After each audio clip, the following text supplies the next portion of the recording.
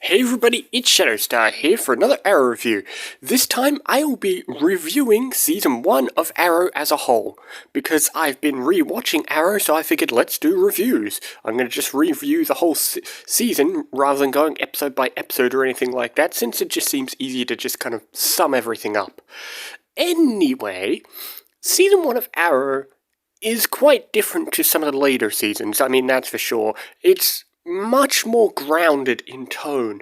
In some ways that's a good thing, in other ways there are things they still needed to work out. Even compared to Season 2, they weren't quite ready to be a superhero show, it's more just a grounded show about a vigilante, and in some ways that's good, but in some ways it often feels like a soap opera, but we'll get into that in a minute. Still, I like this season very much, it's still one of the better seasons of the show. But still, let's move on, shall we? So, I mean, look, Season 1's pretty good, and I really do like the fresh start this has. Oliver feels so fresh. I mean, you know, even in the present day, he manages to feel young. You know, even though he's this guy who's going to have everything in charge and he knows what he wants to do, compared to later seasons, you could still see this as a young Oliver who's figuring things out and he's misguided in his quest, as we'll soon find out. So, you know, I like that take and, you know, it's a nice take. Speaking of things that aren't so nice, we have Thea, who in Season 1 is completely unbearable. Thea is just... In Season 1, she's just a horrible, annoying character most of the time. She gets better near the end when she meets Roy, which becomes better, but for about the first half of the season, she is just a horrible character who just complains about everything. She complains about Oliver, she complains about Moira, she's just misguided in everything she says, and she does nothing in the show. Like I said, she gets better in the second half of the season once she works with Laurel, and then she meets Roy, and then Roy becomes a good character after the episode Salvation, where he wants to meet the vigilante. So, you know, they've got good character moments, and they're going to be better in Season 2, but for the first half, oh god, they're tough to get through.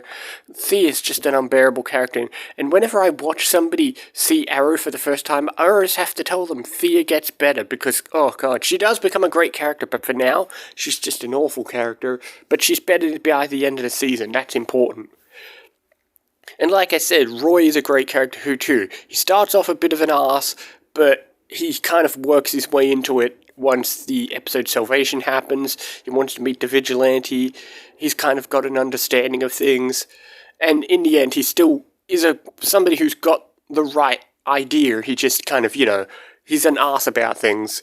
But oh well. But speaking of characters you can go either way on, Laurel in Season 1... is also unbearable. She's not awful, as she is in, say, Season 2, but my god, I mean, like I said, Season 1, there's a lot of aspects that feel like a soap opera, and that's what Laurel is. When she's a lawyer, she has some good moments, but she could be really stubborn. With her father, with Oliver, with Tommy, there's back and forth. She just exists to be a love triangle. There's this whole will they, won't they with her, and then after Season 1 they just completely dropped the ball on that anyway, so I know people really like Laurel because she's an important character in the comics, but she's not an important character in this show. They completely make her a horrible character. If you wanted her to be worthy, you should have made her a better character from the beginning. But, you know, they're going to really struggle to redeem Laurel later on, but that's for later on. But in Season 1... she's either having this back and forth with Tommy, having a back and forth with Oliver, then she cheats on Tommy with Oliver, then it's just back and forth. I mean, don't get me wrong, some of it is justified, obviously. She's pissed off at Oliver in the beginning of the season, and that's totally justifiable. But at the same time, I've never understood why people like Laurel. Not much to love about her in Season 1, and we'll get into what I feel about her in Season 2 and onwards, but yeah. Ugh. But still, like I said, there's still a lot to love about Season 1. once it really gets going, it really gets going. You know, we get into the big heavy plot stuff. We get into Oliver. Once Oliver starts to really get going with his quest, and there becomes a mystery, gets better, and we get a well-oiled team with Oliver and his Diggle and Felicity. So, you know, I do like the original team. But yeah, and then obviously we start to get into the mystery because, you know, you might think it's one episode, you might think it's a show that's episodic, but it very quickly isn't, and that's what I love about it. It's not episodic. There's some small arcs here and there that become annoying, like, let's face it, no one likes the Huntress, but whenever we're focusing on the main plot, it's always good.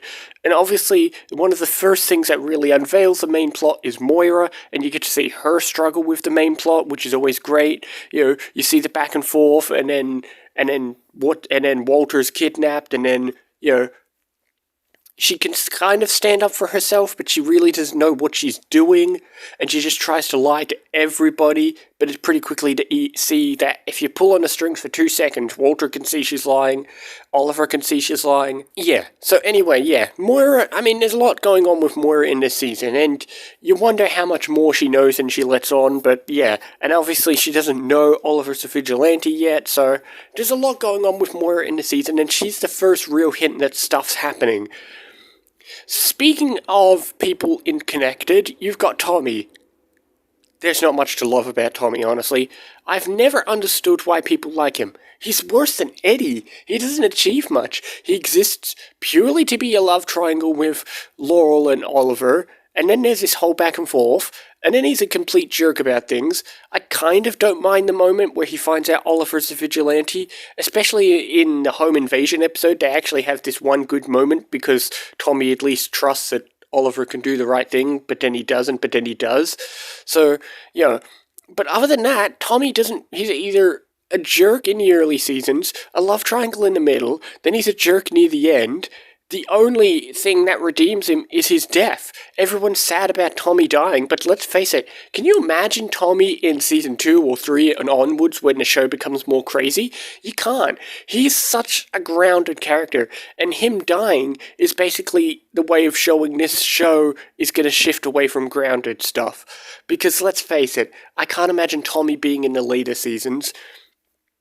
And honestly, he's such a grounded character in the early season. He doesn't do much, and when he does do stuff, he's not that great of a character. I've heard everyone loves Tommy, but like, why?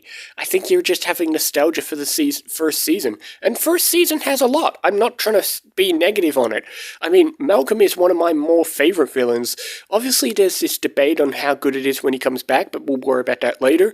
But in season 1, he's a good villain, because for one thing, he's a villain where his motives at least somewhat make sense. It's not to say they're justifiable, but you can understand why he goes down that path.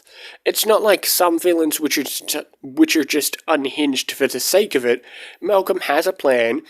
He knows what he wants. He knows what he's going to do in the aftermath. Because so many villains have this plan and then don't know what they're going to do later. Malcolm's got a full plan on what he wants to do. And I really like that. I like when villains have a full, long-term, well-thought-out plan. Obviously, he's evil and he'll kill anyone who gets in his way. And obviously, he's going to murder hundreds or thousands of people. But I like the fact that he's got a plan and he becomes a good opponent for Oliver. And as we see later on, I like how he feels like so many villains in shows where he feels like this super tough villain, but then obviously when you get into later seasons, you realize Malcolm really isn't anything special. But I like that. It makes the first season feel so special and of its own before we start throwing in all these other crazy things. Because, again, season 1 really didn't delve into the fact that it's a comic book show. Yes, you had the Dark Archer, but he feels like, again, a more grounded villain compared to pretty much every other later villain. So yeah, but obviously, the highlight of season 1 is the early original team. You've got Diggle, who, obviously there's back and forth with him in the beginning of the season, but again, we start to work together towards Oliver and Diggle's friendship, and then you bring in Felicity, and it takes a while to bring in Felicity, and I like that, because, obviously she wasn't technically a main character in this season, but then they just loved her and brought her back. But I don't think anyone can hate Felicity in Season 1. I know people hate Felicity in later seasons for understandable reasons, but in Season 1, she's a nice character. I like how she's this kind of soft spot that you put into the show. Because every time, in the early half of the season, before she really joins the team, she's this nice character you just keep coming back to, and it's a recurring joke, and then she gets brought into the team, and even then she's not in it all the time, so, I like the way they handle her, and I still like the way they handle her in Season 2 and onwards as well. And obviously, if we're talking about Season 1, we have to talk about the flashbacks. I do like the early part of the flashbacks when we start to show what happens to Oliver on the island, because, you really do go from this completely ordinary Oliver to the Oliver we're going to know and love, because it takes 5 seasons of flashbacks to get there. We get the beginning of meeting characters like Shadow and Yao Fei and Slade, and, we go back and forth on them and you're not sure what's going on. There's always trust issues, and that's an important part. Season 1 flashbacks is all about trust and learning who can Oliver trust and who can he not trust, and Oliver learning to do the right thing, because he could always take the easy route out and try and go home, but he always trusts his gut and trusts the right people. He does the right thing by Yao Fei, he does the right thing for Shadow, and in the end, that's what matters. The first season is about trust and Oliver learning to do the right thing on the island. Meanwhile, back in the present, this first season is about Oliver learning things are bigger than he ever thought they would be, but a lot of the side characters are really annoying and feel like soap opera characters. But still, Season 1 is probably one of my top 3 seasons of Arrow, easily. It's a nice, refreshing feel before the show gets into its comic book nature, because even Season 2 does that, although I love Season 2. It's a show that was self-contained, because before they started to set up the greater Arrowverse universe, so it's just a nice feeling going back to Season 1. If you haven't watched Season 1 in a while, it can be quite jarring if you're somebody who, you've been watching the later seasons of Arrow, and you've never really gone back and you don't rewatch shows, but then you finally rewatch Arrow and you're like, wow, this feels so different. It feels so weird to go back to Season 1. But I like it. I've rewatched Season 1 quite a few times. And honestly, I can't wait to rewatch Season 2. Season 2 is one of my favorites, so that'll be fun to rewatch. But yeah, Season 1, a really great season. Obviously, the side characters can be annoying at times, but the overall plots in the show are great. That's the important part. The main plots, they're all great. There's a main ongoing plot, there's something to keep you hooked in each episode. The show isn't too episodic, even though there's one-off villains like here and there, back when we're crossing names off a list. But in general, the show still has a great pace to it, a great mystery. I remember my first time watching there's a mystery, so, it's something to keep you hooked, although the characters can be annoying at times. But overall, the main plots are exciting, and that's what keeps you going.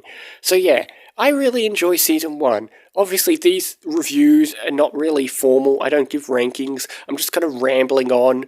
But anyway, I will eventually review Season 2, which I love.